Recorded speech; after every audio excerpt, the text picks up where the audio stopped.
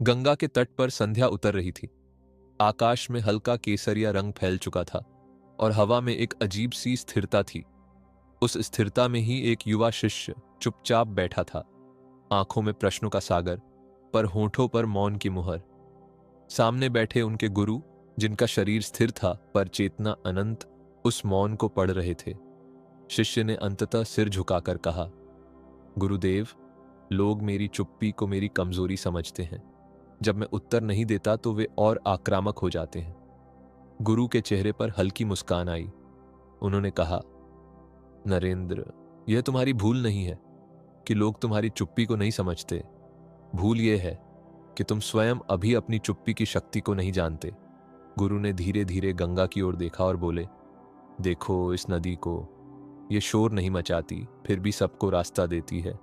यह चुप है, फिर भी पहाड़ झुक जाते हैं इसके सामने। जब मनुष्य चुप रहता है तब उसके भीतर की शक्ति बोलने लगती है।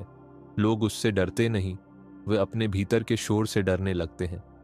शिष्य ने आश्चर्य से पूछा, पर गुरुदेव, चुप रहने से लोग डरते क्यों हैं?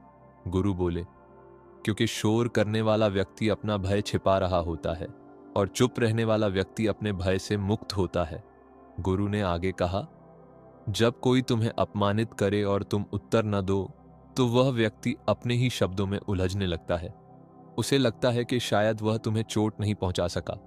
वही क्षण है जब उसका अहंकार कांपता है। मौन एक दर्पण है नरेंद्र, जो सामने खड़ा होता है उसे अपना ही चेहरा दिखाता है। शिष्य के चेहरे पर गंभीरता आ गई। गुरु ने देखा और बोले, तुम सोचते हो कि उत्तर देना शक्ति है, पर वास्तविक शक्ति यह जानने में है कि कब मौन रखना है। थोड़ी देर बाद गुरु ने पूछा, क्या तुमने कभी देखा है कि सबसे गहरी बातें कहाँ होती हैं? शिष्य ने कहा, शायद शब्दों में। गुरु हंसे, नहीं, मौन में। शब्द तो केवल सतह को छूते हैं, मौन सीधे आत्मा से बात करता है। जब तुम चुप रहते हो तब सामने वाला अपने भीतर की आवाज सुनने लगता है और वही उसे असहज करती है। गंगा की लहरें जैसे इस संवाद की साक्षी बन रही थीं। शिष्य ने कहा, लेकिन गुरुदेव, संसार तो बोलने वालों का है, जो बोलता है वही सुना जाता है। गुरु ने उत्तर दिया, यह भ्रम है। संसार सुनने वालों का है और सुनने वाला वही होता है जो भीतर से चुप हो। जो भीतर से चुप है वही बाहर सही शब्द बोलता है, और जो भीतर से अशांत है वह बाहर चाहे जितना बोले उसका कोई भार नहीं होता। गुरु ने जीवन का उदाहरण दिया। जब जंगल में शेर चलता है तो वह दहाड़ता नहीं, उसकी खामोशी ही काफी होती है। पर कुत्ते भौंकते हैं क्योंकि उन्हें अपने अस्तित्व का प्रमाण देना होता है। मनुष्य भी जब अपने अस्तित्व को लेकर आश्वस्त नहीं होता तब वह लगातार बोलता है, बहस करता है, लड़ता है। यह सुनकर शिष्य का सिर और झुक गया। गुरु ने कोमल स्वर में कहा, याद रखो, जब तुम चुप रहते हो तो तुम दूसरों को नहीं, अपने भीतर के सत्य को सुन रहे होते हो। यही कारण है कि लोग असहज हो जाते हैं।